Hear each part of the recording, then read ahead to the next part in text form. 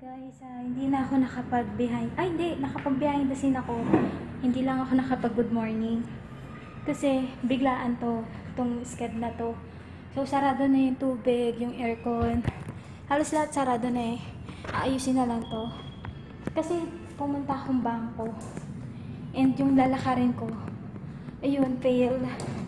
So, yan. Check ko na rin yung banyo para sure. And later na lang sa bahay, guys. So, may mga ganap sa bahay na hindi ko alam. Yung mga plano do sa cabinet, grabe. So, yun. Nantay ko na lang din yung sa manager ko. Tinatawagan ko, hindi ko siya makausap. Hindi ko rin siya mapaloadan dahil mahirap magkamali kapag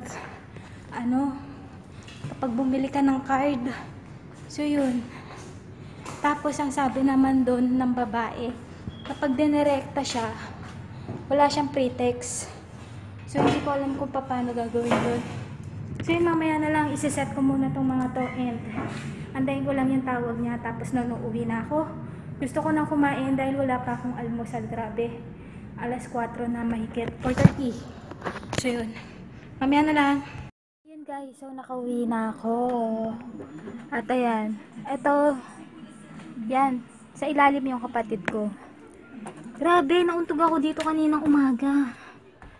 Tapos, dyan tayo. Kalimutan ko lagyan ng flash. So, may gagawin ako. Yung kanina, sila ulit kasama ko bukas. So, may pasok ako bukas. At, di ko alam kung makakapag-upload ako, pero try ko. Kasi, ma-delay na lalo yung vlog. Tapos, natambakan pa ako. Meron pa akong naka-save dito. So, ngayon, ayan. Ayusin ko muna yung nandito sa harapan ko. Tapos, pinatong ko muna kayo dyan sa may, yung box ko na transparent. Yung pang-organizer ko ng mga damit. So, yun. Okay. Hay! Nakapag-behind the scene ako kanina, pero siguro naman kapag in-upload ko na siya, wala na akong masasagasaan ng mga paandar nila. Kasi, sure yun na tapos na siya ipalabas sa TV. And yun, about siya sa Toycon 2016, about dun sa Game of Thrones, yung binabalita ngayon sa TV.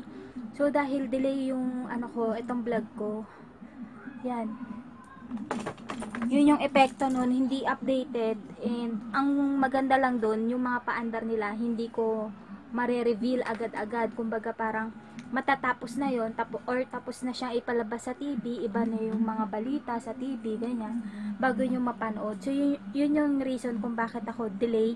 And yun, salamat pala sa mga nag-sub ulit ngayon sa akin. May mga nakita ko kanina. So, kanina lang tumunog tong cellphone ko kasi dito lang ako may internet sa bahay, pero sa location ko sa Quezon City wala. So, yan. At, yun lang yung mga ganap ngayon. So, bukas na lang. Good night. I can't stay.